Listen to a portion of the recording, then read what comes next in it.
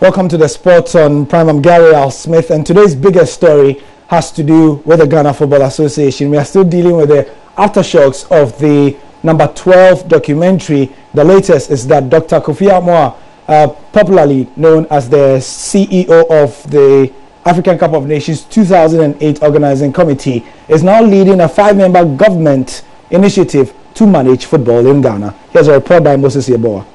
Pursuant to an application for interim injunction at the instance of the Attorney General and Minister for Justice for an order restraining the members, directors and officials of the Ghana Football Association from exercising such powers as are ordinarily conferred on them by the provisions of the Companies Act 179, the GFA statutes and other relevant instruments, particularly relating to the organization of football matches and appointment of executives and other officials. The High Court Commercial Division yesterday, the 12th day of June 2018, granted the said application and prayed for a limited period of 10 days as provided by the rules of court. It is the intention of government at the end of this period to seek a more permanent injunction. In the meantime, the government of Ghana has decided to set up an interim management committee to oversee the administration of football and other related matters in Ghana.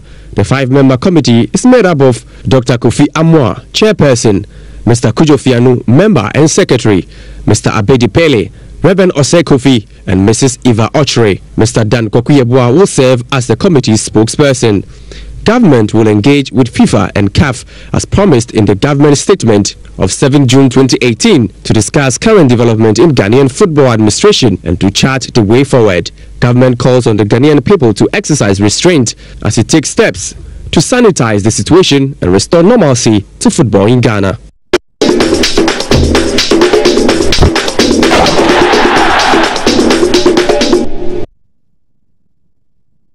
So let's go to Russia now. We have barely hours to the start of the competition, and Spain, who were tipped as one of the favorites to win, suddenly gave us news. They sacked their coach Julen Lopetegui and put in a former Real Madrid captain. Here's why.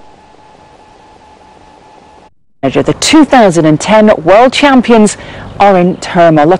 Lopetegui's appointment as the Real Madrid head coach was announced just yesterday, but it's infuriated the Spanish FA president, Luis Rubiales, the man who fired him.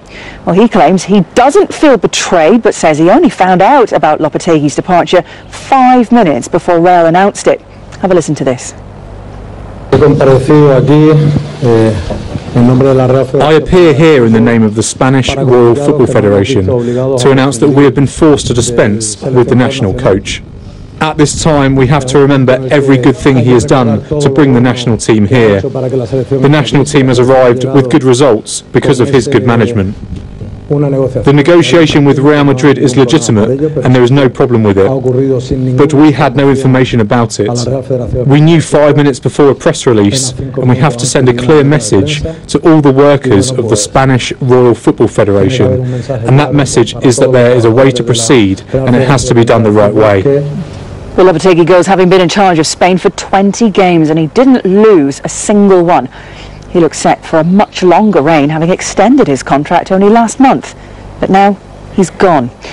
And the responsibility of guiding Spain through the tournament falls to the country's former captain, Fernando Hierro. He represented Spain 89 times and won 4 World Cups with them as a player. But so now it's Hierro's opportunity, and the Spain and Real Madrid captain Sergio Ramos has tweeted his reaction to the development, saying, "We represent the badge, the colours, the fans, the country. Responsibility and commitment are with you yesterday, today and tomorrow." So let's go to Russia, and we have a correspondent there who will be giving us updates throughout. Let's see what it is like to be a journalist there. Angela Kuyasante, thank you very much for your time. Thank you. Right, so this is your first World Cup, I believe. I mean, when you got to Russia, take us through the accreditation, and how is the country preparing for this big event tomorrow? My first senior men's World Cup. I've done 2 women's World Cup before, so the experience is pretty much different. The atmosphere is really, really into World Cup mode. Although I am not in Moscow, I am in Sochi, but yes, you can feel that tomorrow is the opening day of the World Cup. Fans are everywhere flocking the Olympic Stadium in Sochi, where the game is going to be screened at the Fan Fest nearby tomorrow. And I can tell you, Russia is really looking forward to it. And I think they are poised to win the game. So this probably explains why they are so confident and happy in the street. Right.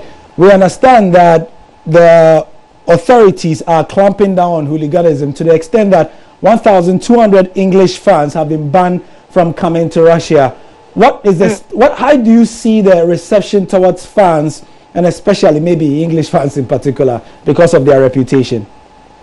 Well, I haven't come across any English fan or any English tourist so far. But the locals here towards me, knowing that I come from a different country, is is an attitude filled of curiosity, and they just want to. They're just glad that somebody comes from far and is here in their country to report on the games. So yeah, the locals are really, really open to the tourists. As for English people themselves, I'm yet to see one. Yeah. So generally, you could say that the country is ready for the big kickoff. What are the projections you are hearing around the streets or on the streets about who is probably going to win, who's going to go out, whether Russia will get out of Group A? Well, here in Sochi, there are a lot of Brazilians, Portuguese fans as well, and Spain. But you can see Spanish fans are actually very, very confident, regardless of what happened with their coach Lopetegui, who was fired earlier today. But you see them, donning their shirts proudly. But then again, people are really rooting for Brazil and expecting, Brazil, Germany, Argentina, those big games to win it. Then again, it's a World Cup, so you don't know. In terms of Russia themselves, you don't see so many people with Russian flags in the street because, well, their football has been on decline in the past few years. I guess they really want to enjoy the tournament as a whole, even though they don't really anticipate their country to go that far. So they are really in there for the fun, and I guess they will be rooting for whichever country plays the best football. Angela, thank you for your time. You're welcome. Angela Ikuya-Asante is a journalist, and she's in Russia covering the World Cup. She's in Sochi, and you saw the stadium there. She'll be corresponding for us. That's it for the moment. We'll be having more football in the football show at 10:30. Join us then. I'm Gary L. Smith.